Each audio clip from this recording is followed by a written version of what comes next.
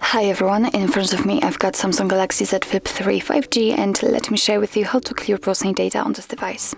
So first of all, let's open the browser. In my case it will be Google Chrome, and now let's tap on the three dots icon in the right upper corner. Now we have to enter the history, and as you can see here we've got the list of all previously visited websites. Of course you can remove all of them one by one manually just by tapping on this X button right next to it, but if this list is so wide, I highly recommend to simply tap on clear browsing data, because here you will be able to remove it with literally one click. So as you can see, we've got some basic and advanced options, and in basics we've got browsing history, cookie sensor data, and cached images and files, and in advanced we've got also saved passwords, autofill from data, and site settings. So if you would like to remove something, just make sure that it is marked. So I will mark everything, I will remove everything. What's more, we can change the time range from last hour to, for example, last 7 days.